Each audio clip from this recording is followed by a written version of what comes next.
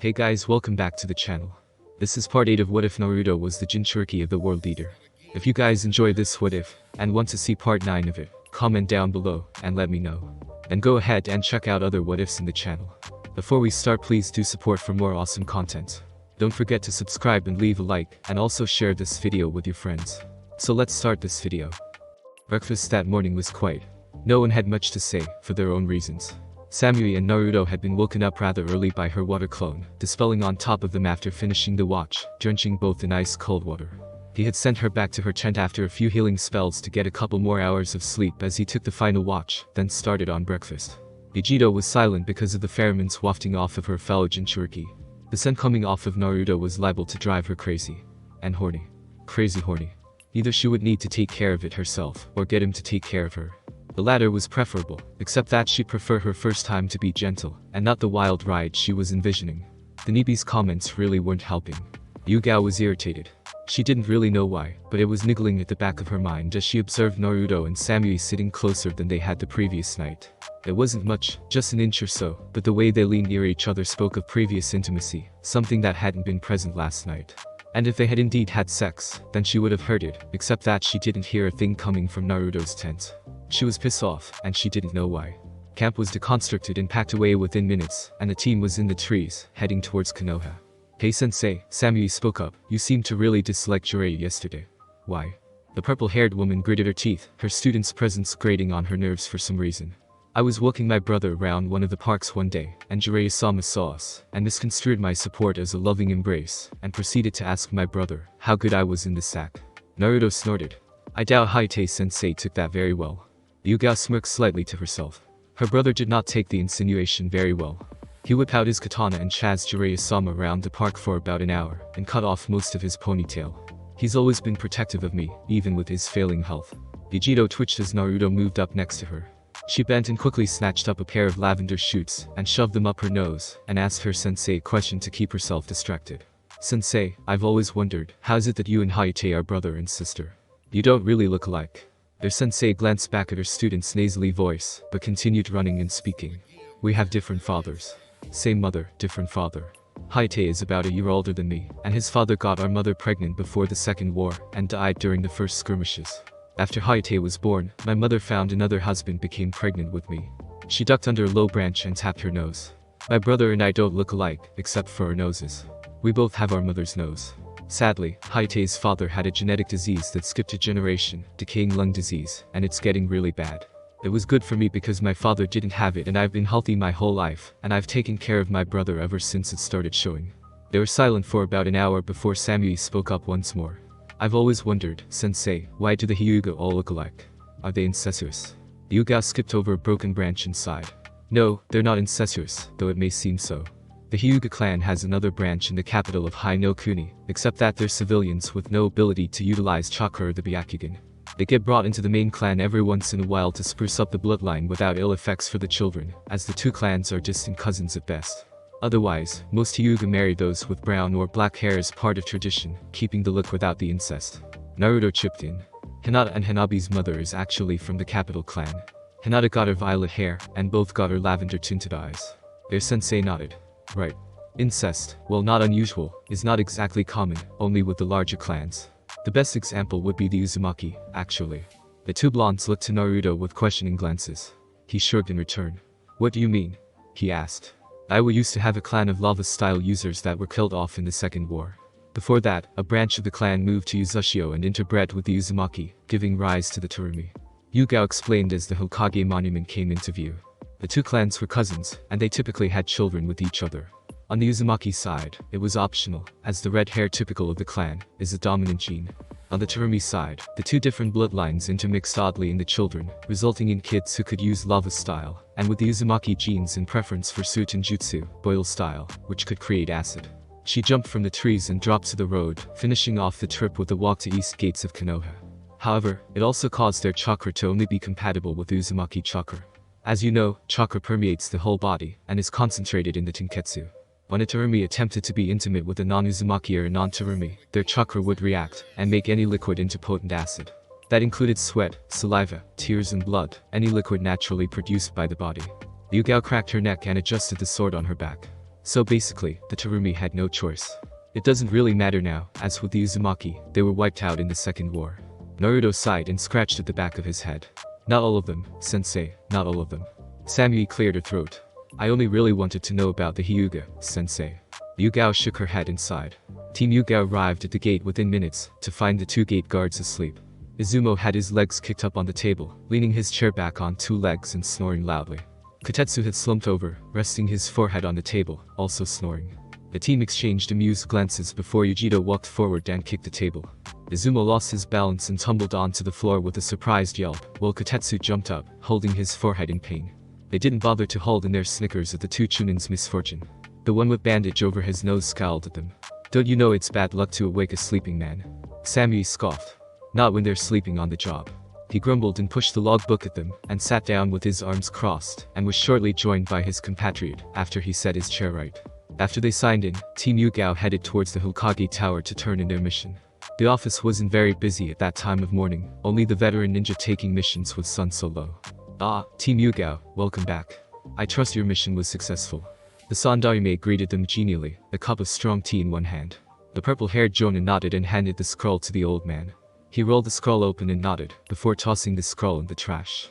Congratulations, you now have enough missions to be in Chunin exams. They're taking place in Kumo this year. Ichido and Samui traded excited looks, then looked to their sensei and their other teammate. A silent conversation took place over the next minute, wherein they debated if they were ready. Simultaneously, they all nodded and turned back to the Hokage, who already had 3 slips of paper for them to sign held out towards him. The Genin took the forms and read over the information before signing it and handing them back. As if he was prepared for this, the Sandaime filed the forms away and smiled at Team Yugao. The caravan heading to Kaminari no Kuni leaves in a week, so train and gather the equipment you think you'll need. Good luck. After they stepped out of the office, Naruto turned to the blonde sisters. I'm going to go see Hayate-sensei at the hospital. Do you girls want to come along? Ichido shook her head, before reaching up and pecking Naruto's cheek. I've got something to do, but maybe next time. As she jumped off, Samui wrapped her arms around him. I'm still tired, from last night went unsaid, so another time, okay, Naruto-kun. She pushed herself up on her toes and pressed a kiss to his lips. Yuga rolled her eyes. I'll be at the hospital, she said shortly and left. As they separated, a thought struck Naruto. Samui, after last night are you safe? Samui smiled and nodded. Yes. I performed the jutsu before I came into your tent last night, so don't worry, no kids on the way yet. He sighed in relief and kissed her once more. I'll see you later, okay? The blonde Kunoichi waved to him as he left, her mind turning to thoughts of last night. No kids yet, Naruto-kun, but in the future. An image came to life in her mind's eye, that of her, an older, more mature version of herself, sitting in the lap of an older Naruto as kids with light blonde hair and blue and red eyes roughhoused in the grass. She smiled to herself and made for their home. I'm glad you and I can build a future together, Naruto. At the hospital, in room 422, Naruto sat next to his sensei, while also sitting next to his other sensei's bed.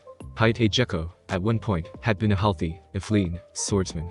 These days, however, his disease had ravaged his body, turning his skin from a light tan to a sickly pallor, the constant coughing that kept him from sleeping causing heavy bags to develop under his eyes.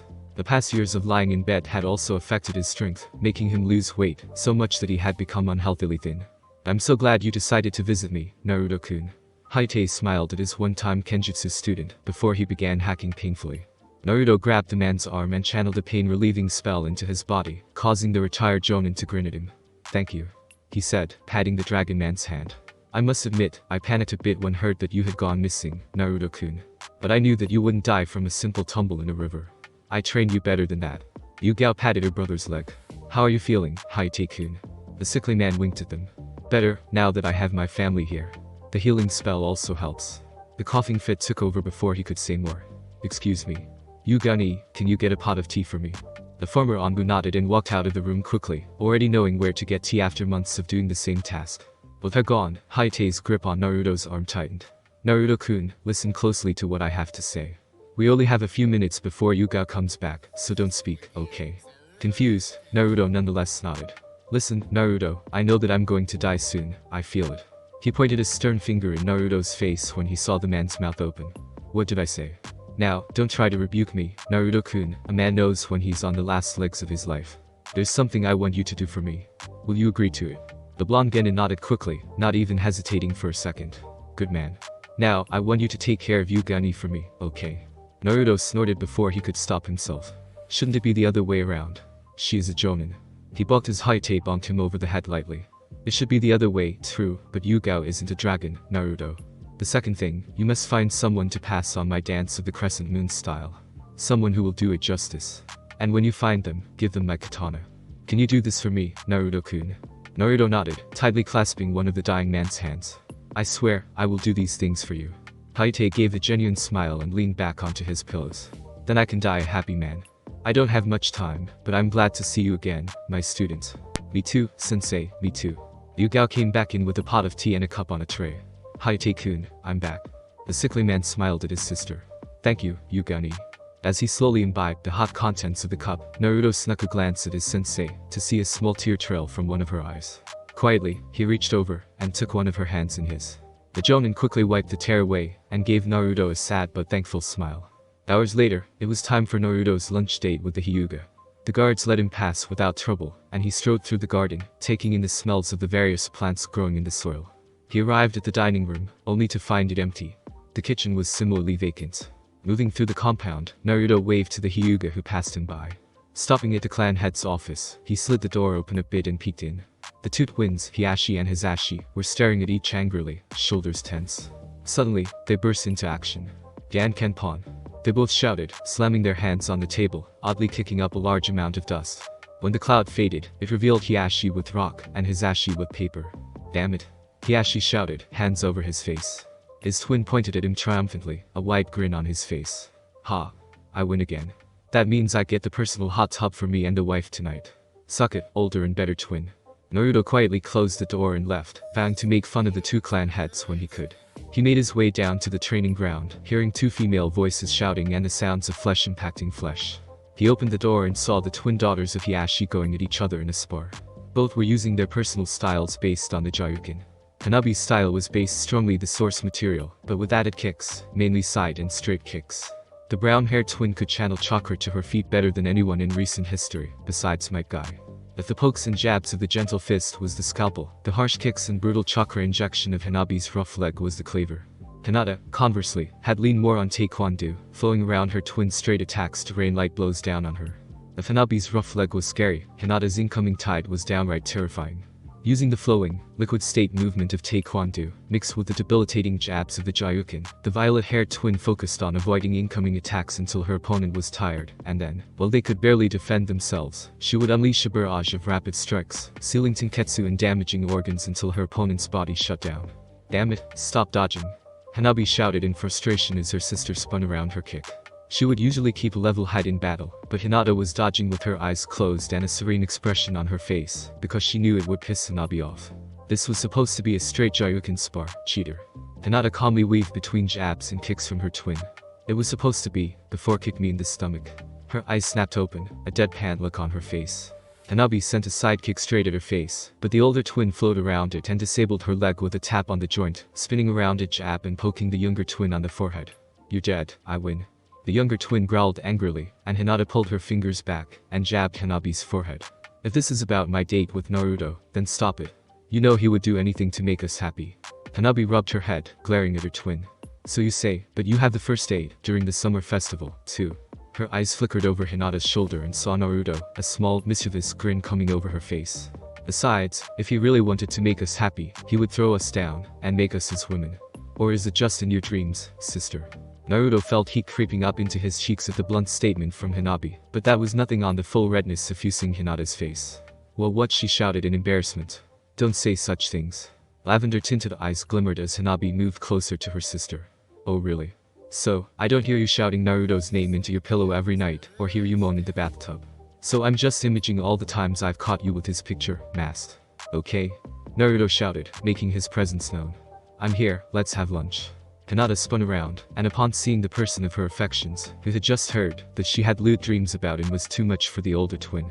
Not to mention, her sparring clothes, consisting of a tight tank top and skin-hugging shorts, did not hide any of her figure. For the first time in nearly 4 years, Hinata fainted, collapsing to the ground bonelessly. Hanabi crossed her arms over her chest and smirked. Serves her right. She shivered as Naruto blew light frost breath at her. Cool down, firecracker, he said, trying to kill the blush on his face with the use of her childish nickname. The younger twin glared at him, and then turned away with huff, her cheeks bulging out childishly as she pouted.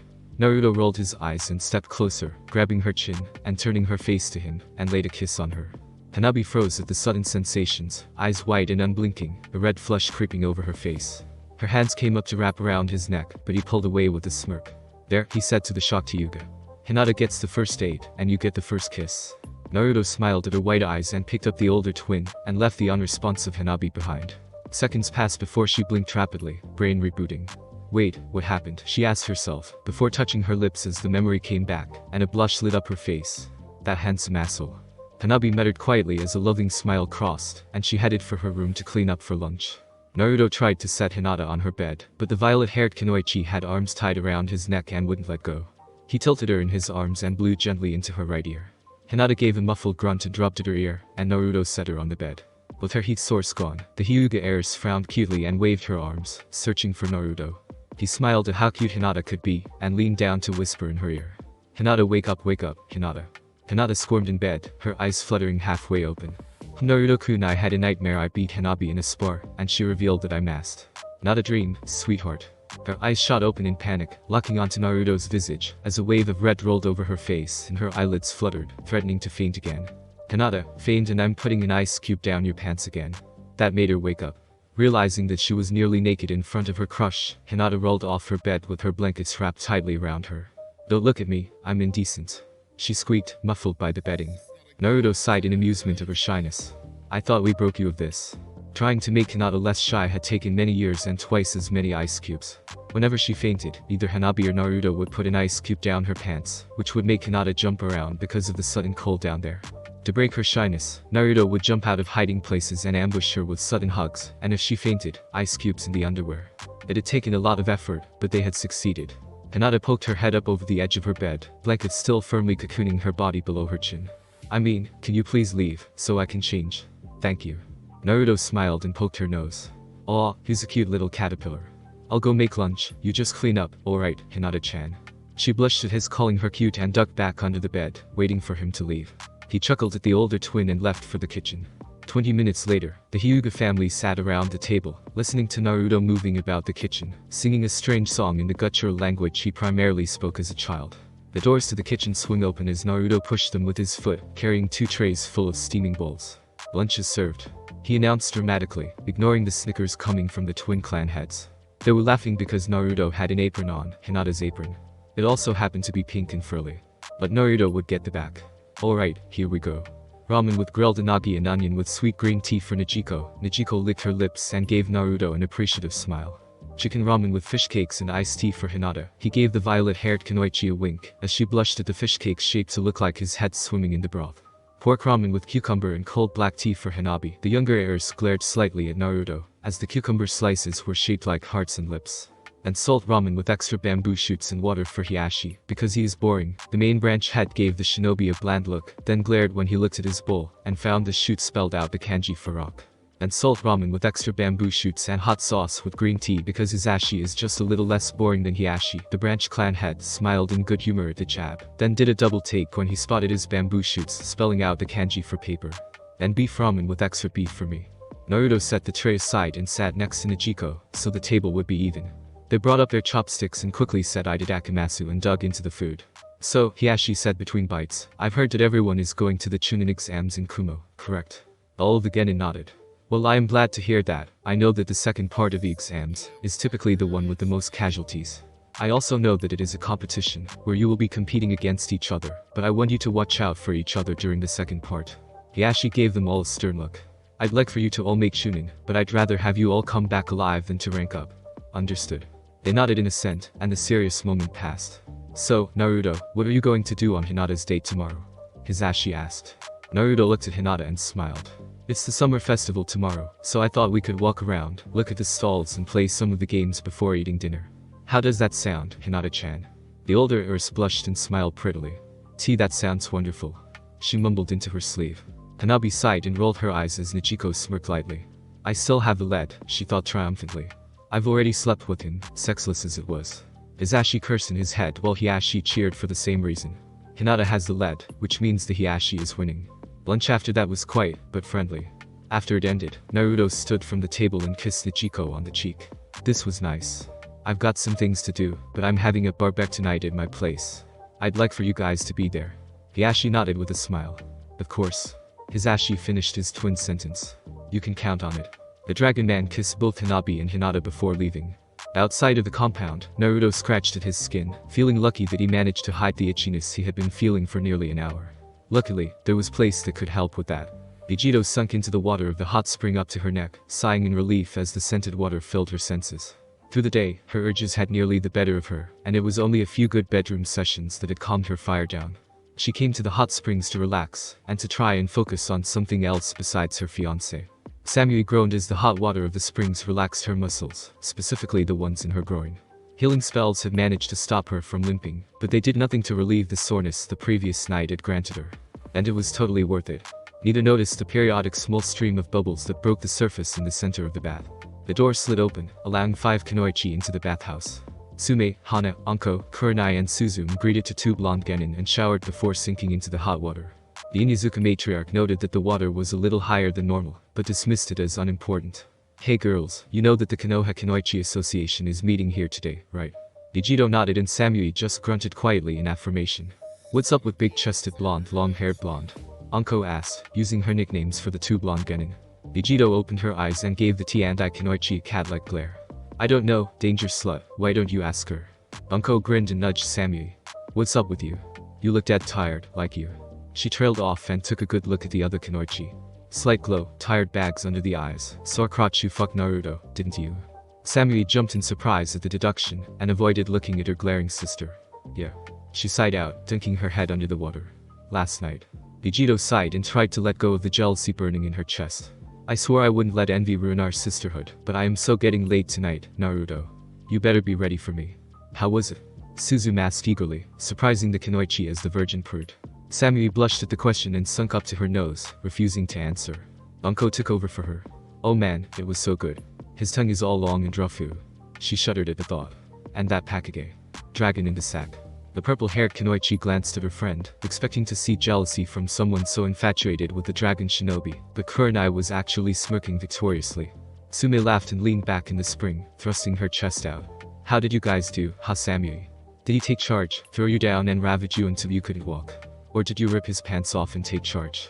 The blonde Kunoichi brought her mouth out of the water and mumbled out, neither. It was tender. Sume looked up and thought, huh. I've never done that before. It's always fast, and rough when we do it. I like it like that. I know, right? Anko agreed with a wide grin. She swam across the pool and bumped fists with the Inizuka matriarch. We're Bajingo sisters. I happen to like the tender sex. Kurenai commented, crossing her arms over her chest. When it's that slow, it drives me crazy with pleasure. Suzume sighed in disappointment. Damn it, he keeps refusing me for some reason. Hana cocked an eyebrow at the Chunin teacher. You only asked once. That perked the teacher up. You're right. I just have to keep trying, and eventually, he'll fall to my charms. Makoto and Misa Haruno stepped into the pool, followed by Ila, Mira and Satsu. And these are the hot springs, where we can bathe communally and relax. And here are more of the Konoha Kunoichi. There's a meeting happening in a couple minutes, so let's relax and we'll introduce you to them. The Uchiha matriarch looked at the gathered women and smiled in greeting. Hello, this is Ila and Mira, they're friends of Naruto's. What are you guys talking about? Anko spoke up with no shame. Fucking Naruto. Oh? Misa blinked. Cruel. I want to fuck him too. Let's wash up. Makoto and Misa directed the 2 women from a different time to the showers, and helped them get clean. Once they were done, they slipped into the water as well. Who are these 2? Suzume asked curiously. Makoto shook her head. I'd rather wait until everyone's here. So, who's had sex with Naruto? Sume, Anko and Kurenai raised their hands proudly. The purple-haired Kunoichi jabbed Samui with her elbow, and the blonde Kunoichi slowly raised her hand. Nice. Misa commented, giving the blushing genin a thumbs up. The door opened again, allowing more Kunoichi into the hot spring, until it was filled to capacity. Among Konoha's Kunoichi Association, there was Ashino Nar, Cho Akimichi, Kono Yamanaka, Yugao, Tenten, Nijiko and the Hyuga twins with their mothers, Taiyo, and Tsuki Hyuga, the rarely seen twin wives of Hiashi and Hisashi respectively. Along with them were a few off-duty Anbu Kunoichi, Chunin and Jonin, along with Sakura and Ino, with Suki and Shino, who managed to get her shy friend Shiho to come along. It was tight fit for everyone to get in the hot spring, but they were confident in their sexuality, so squeezing together in a tight space didn't bother any of them, and a few enjoyed the closeness with their friends. Makoto managed to quiet everyone down as sake and tea was passed around. Welcome to the 22nd meeting of the Konoha Kunoichi Association. We have 2 new members to introduce. Ila and Mir. She waved to the 2 women, and the other Kunoichi clapped in welcome. Now, we all know that Naruto went missing 6 months ago, and came back recently. She was interrupted by the playful cheers coming from the Kunoichi. And though many of them weren't what any would call girly, it was fun for them to act like it, if only for a while. Yes, we're all very glad, but he brought Ila and Mir back with him. They were prisoners in the personal dimension of the god of the hunt for over 5,000 years. Silence permeated the hot spring, before it was broken by Anko. Wow, that's rough. Several others nodded. How'd you get out? Ila splashed some hot water on her face. We had to hunt down mythical creatures that would spawn every 20 years, and take specific parts from them and perform a ritual. There were 2 teams, and this was explained 2 chapters ago, but I'll say it this time. My team wanted to be free, and the other team wanted to trap us all there. They would keep us there, by destroying the items we needed, and we would have to wait 20 years more to have another chance. What mythical creatures? Shino asked. Mir listed them off without having to think. A dire wolf, a minotaur, a black stallion, a cyclops, a unicorn. You killed a unicorn. Sakura, Ino and Shiho, surprisingly, shrieked in dismay. Ila glared at the 3 for shouting in an enclosed space. We didn't actually kill it this time. Naruto tackled it to the ground and cut the horn, the part we needed, off and let it go. That silenced the Kunoichi, who looked down with blushes at their knee-jerk reaction. Anyway, and a white stag. We needed parts from to do the ritual, and the others would try to hunt them down first, or destroy the parts we already gathered. Tsume spoke up. Wait, I remember Naruto telling me that that hunter god was fair. That doesn't seem fair to me. Sounds of agreement came from the other Kunoichi. Well, perhaps I didn't explain that well enough. They could destroy one of the items, and it would make the creature respawn, unless they destroyed the other items as well. The pack we used to transport the stuff was also indestructible. Mir explained. Ah. Mrs. scrunched her face in thought. Wait, these animals don't sound very dangerous. Ila shuddered. The dire wolf was twice the size of a normal wolf, and was very sneaky. It could kill 3 people, before we even knew it was there. The minotaur carried a large battle axe, and wore heavy armor. The black stallion was wicked fast. We had to guess where it would be a set up traps. The cyclops was really big and really strong. He could rip a tree out of the ground, and use it as a club. The unicorn was also really fast, and would release a flash of light to blind us. And the white stag could charge through solid stone with its razor-sharp antlers. Anko nodded. That makes more sense. Pause.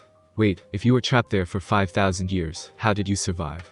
The Nord Dragonborn tilted her head back and drained a cup of sake.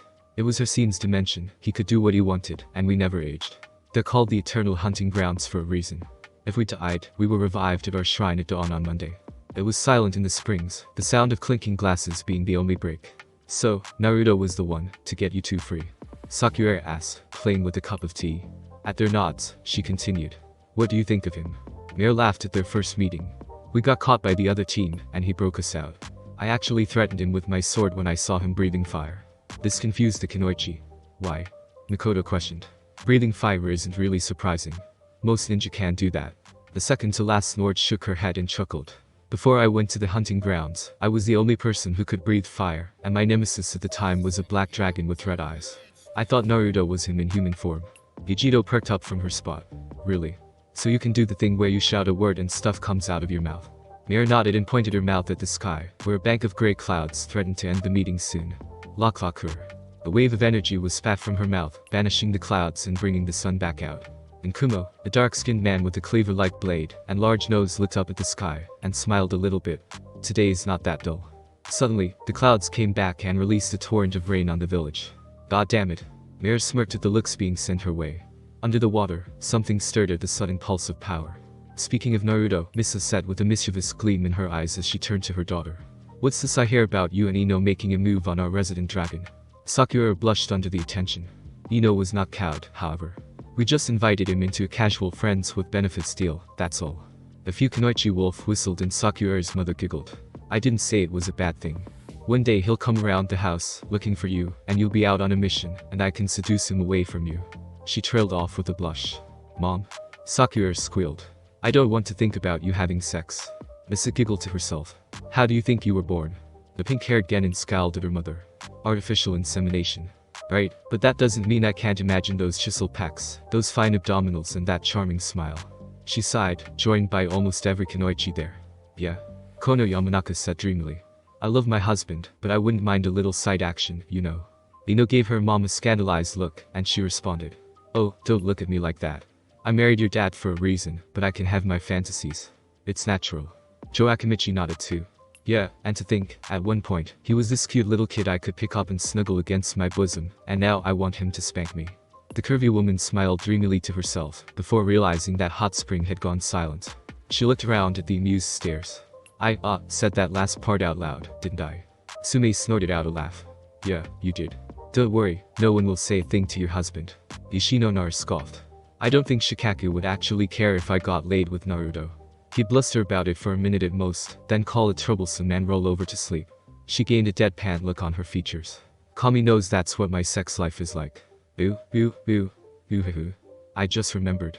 Anko shouted, pointing a finger into the air, then sweeping it around to point at Samui. Samui-chan lost her virginity to Naruto last night. The former Kumo Kunoichi draped a washcloth over her face to hide the blush in her cheeks. "Lucky," Suzume called out teasingly. "So, who's going to the summer festival tomorrow?" Yujiro asked loudly, trying to draw attention away from her sister. As they started chattering, Hinata tried to sink in the water, and hide as Hanabi gained a wicked smirk. "Hinata's going to the festival with Naruto." Several Kunoichi cursed, even Kurenai. "Bitch," she muttered, not calling her student a name, simply using it as a curse. A few grudgingly congratulated Hinata, who had turtled so far into the water that only her hair was visible.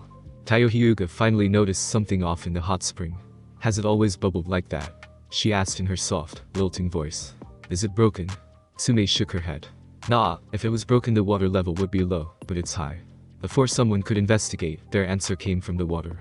A large form, covered in black plate scales with many spikes running down the back, concentrated just below the shoulder blades, and along the arms and legs, and the long, mace-like tail, rose from the center of the water with a deep yawn.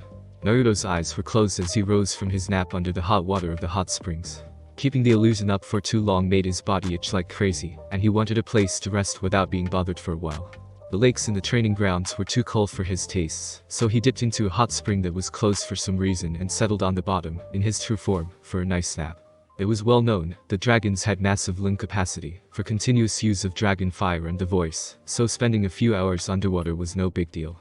Though he did cast a water breathing spell on himself, just in case. No one wants to be woken up by choking on water. Waking up, Naruto stretched his back, hearing the cracks like gunshots echoing through the hot spring. Seems like his wings were coming to come in soon. He wouldn't be able to use them for a while, not until the bones had grown in and the muscles, tendons and nerves had fully developed. It meant he was getting close to the end of his transformation into a 20-foot-long dragon. He would grow larger in dragon form as he aged until he reached his prime, and from then he could change his size like Alduin. Naruto breathed a deep sigh out of his nose and cast a shape change spell, causing the scales covering his body to ripple and vanish, as did the rest of his dragonish features, replaced with the slightly grayer flesh of a human. He probably gained a few centimeters from his nap, and the water came up to just above his crotch. Sucking in a deep breath, Naruto paused when he realized that the air was filled with not just the relaxing herbs in the water, but also the scents of more than 24 females, not to mention the cacophony of heartbeats. He opened his eyes and froze, looking around at all the naked women staring at him in lust. And then he remembered that he was naked as well, bringing a hand up to cover his eyes. Ahem, Naruto cleared his throat. "I suppose this may be a bad time to tell you that I'm having a barbecue at my place." Silence. "I apologize for intruding, I thought this spring was closed." Not looking up, he started muttering to himself in dragon tongue. Daldar Jain Davadenek. Translation, literal. "Take this one dragon, to his soil, take me home." In human tongue, he said, "I'm going to go now." A fierce orange wind wrapped around him and departed, leaving the hot spring full of just women. The silence was broken by Mikoto Wolf whistling and saying, "Damn." About 2 hours later, many of the people invited to the barbecue showed up at Naruto's apartment, finding a few fire pits around a bonfire, with animals roasting on spits over the open flames, and a barbecue with steaks, hamburgers and vegetables grilling on the surface. Naruto himself came out of the basement with a large barrel on his back, setting it down on a heavy table that was laden with barrels and jugs of various liquids. He waved at the arriving guests, grabbing a spigot and slamming it home with a bare fist. He brought a few mugs under the tap, and poured out generous amounts of a black fizzy liquid that smelled like blackberries and honey with a sharp undertone. The two Nords' eyes went wide, and they rushed over to the table as Naruto set the full mugs aside. "Is that what I think it is?" Ila asked in excitement. Naruto nodded with a smirk and handed her and mirrored the containers. "Yup, for your age, blackbriar meat. I haven't actually tried any yet and I want your opinion." They clinked the mugs together. "To good food and drink." They chanted and drank deep of the mead. Several seconds later, the mugs came back down, only a few dregs remaining. Were you? Naruto breathed out, a small flush in his cheeks. That's some strong stuff. Tastes like you remember. He asked the two Nords. Mare smacked her lips. Even better than I remember. How much did you say you have? He patted the cask. Of blackbriar mead. 30 or so casks. I've got other drinks like gold honey mead and blackberry cider down there as well. It's funny, Naruto snorted and refilled his mug in another, passing the other off to an arriving Kakashi. I found a large vein ebony ore in the basement after I bought the building out, and after I mined it out, I had this huge cavern underneath.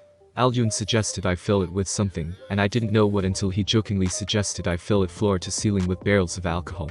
The Sandaime approached and took a proffered mug with a grateful smile.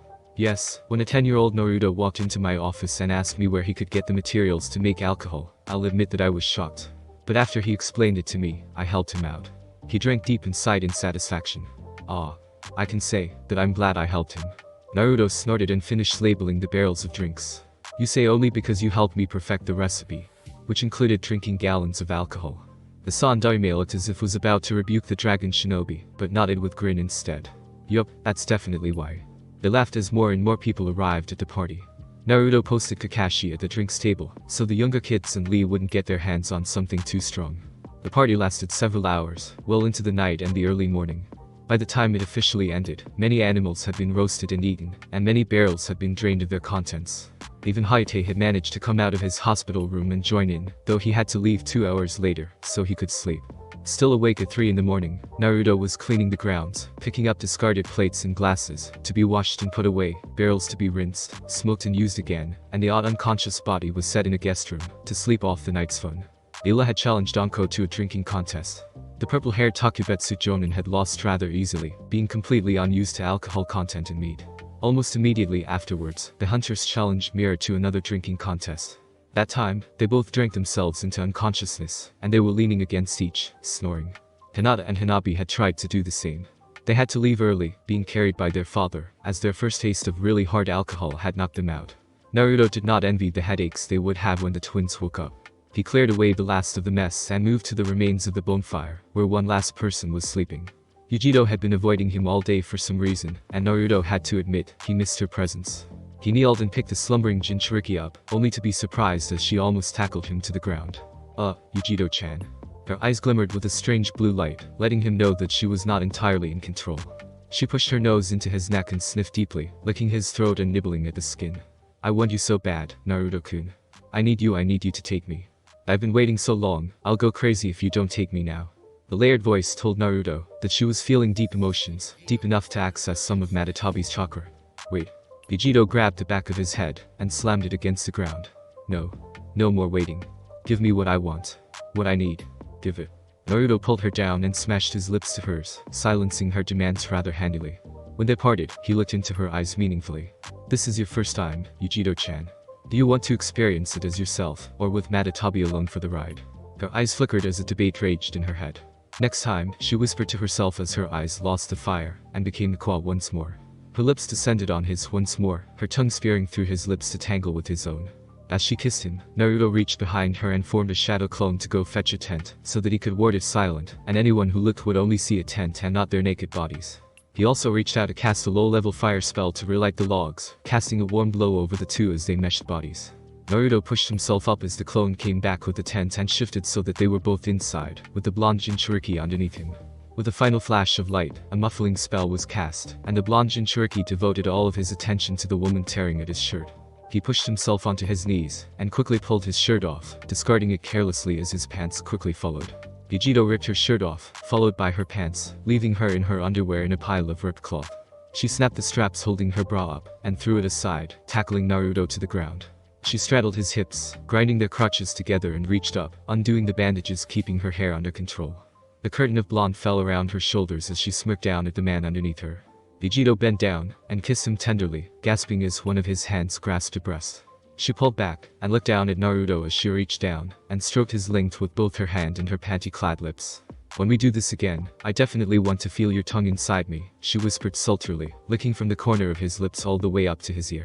But I've waited too long, I don't want to wait another second. I need you and me. Without another word, she brushed her soaked panties aside and sunk down on his length.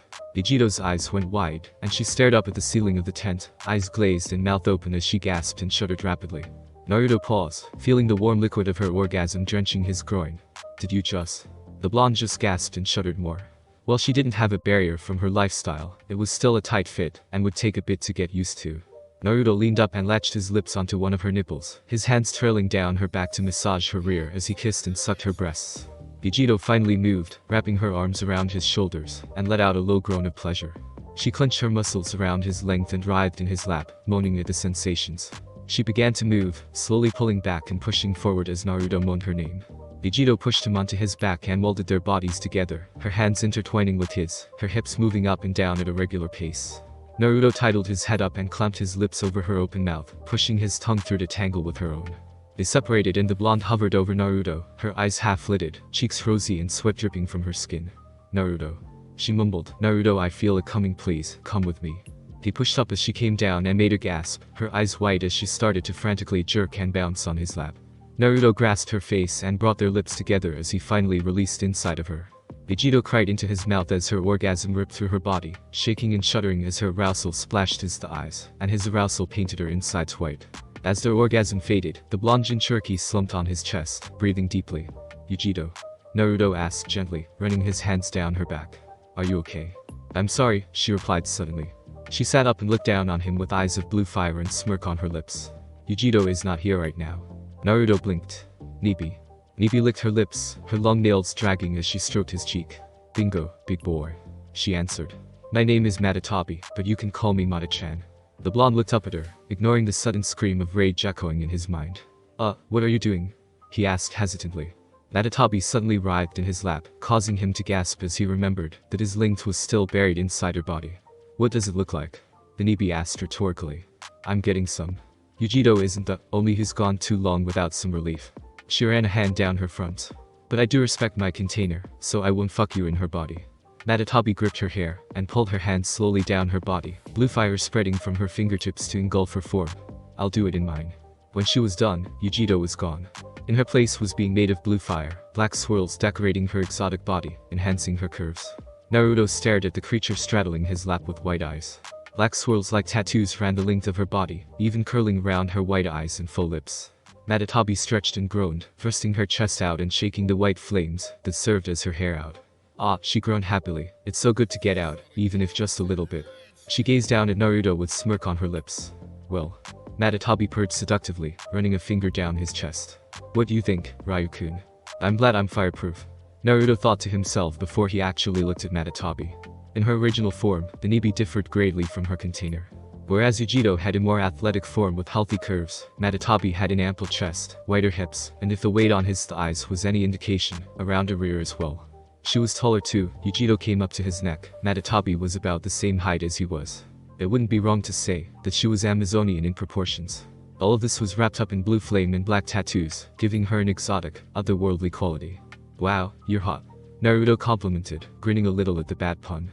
Matatabi smiled and planted a searing kiss on his lips, running her fingers through his hair as their tongues tangled. Naruto pushed himself up so that he was sitting and wrapped his arms around her body, admiring the soft feel of her skin.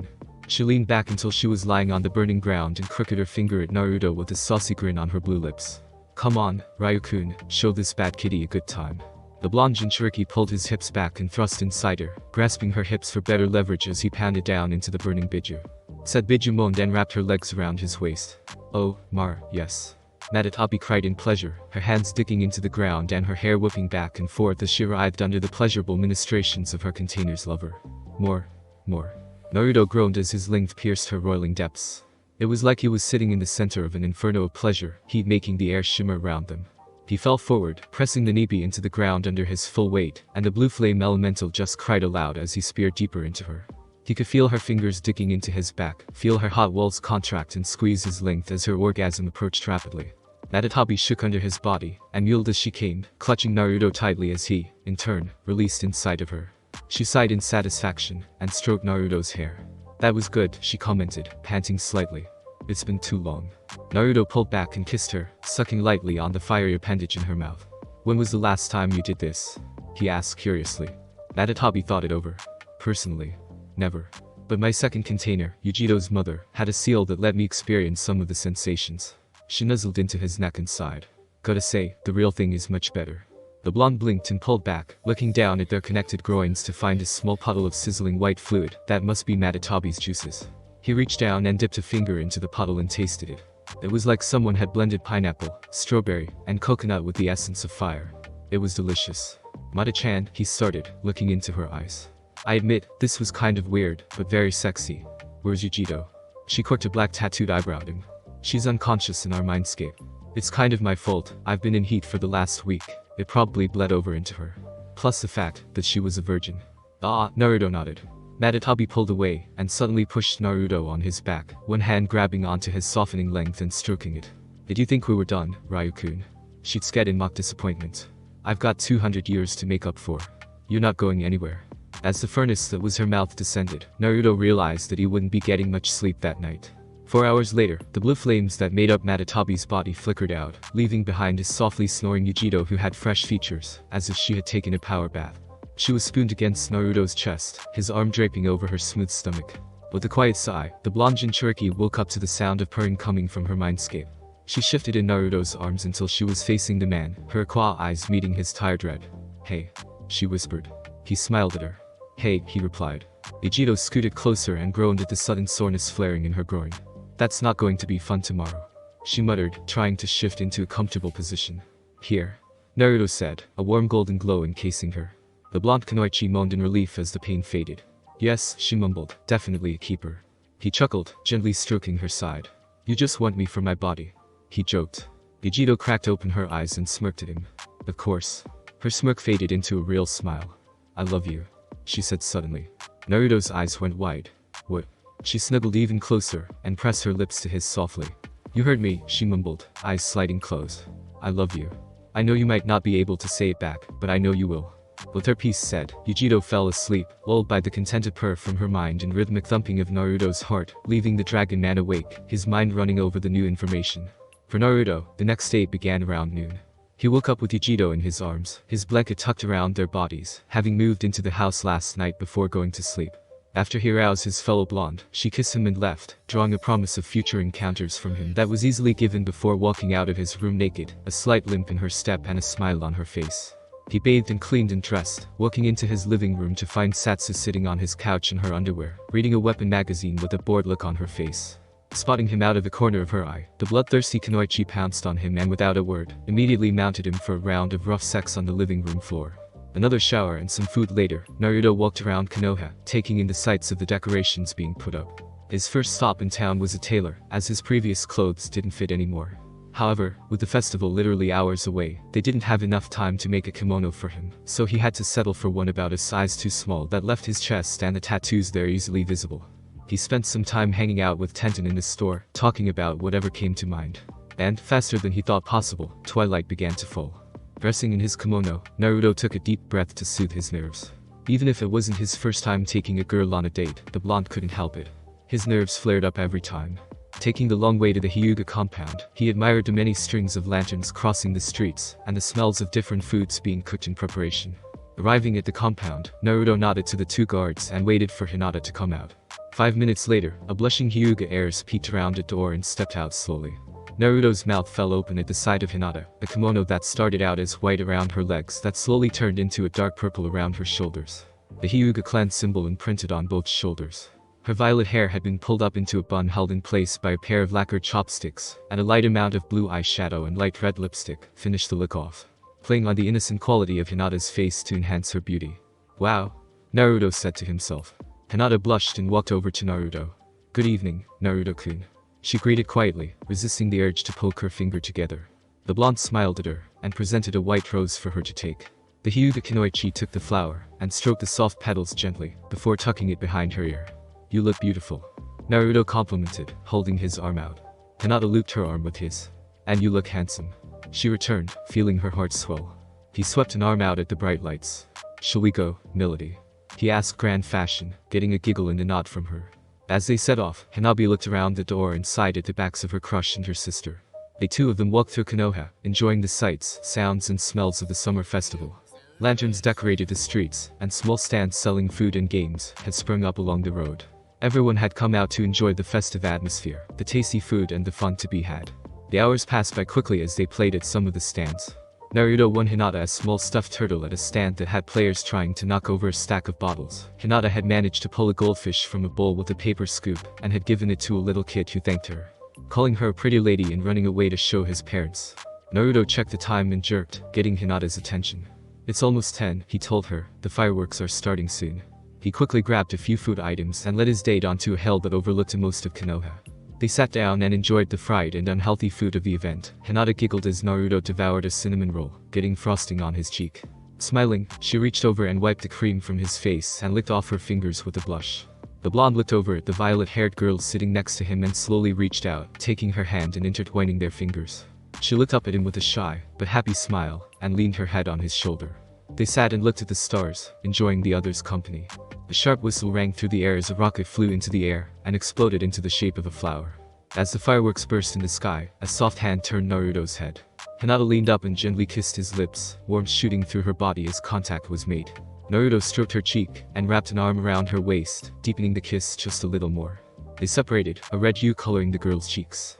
"Thank you for coming out with me," Naruto whispered to her, kissing her soft red lips once more. Hinata leaned her head on his shoulder and sighed in content. "Thank you for taking me," she replied, snuggling into his side. Lights danced across the sky as they sat on top of the hill, enjoying the time they spent together. Thanks for listening. I do hope you enjoyed. If you want a next part of this video, like, subscribe, and comment down below, and turn on that bell notification. And also check out the other videos that I have created and enjoy. See you in the next video. Peace.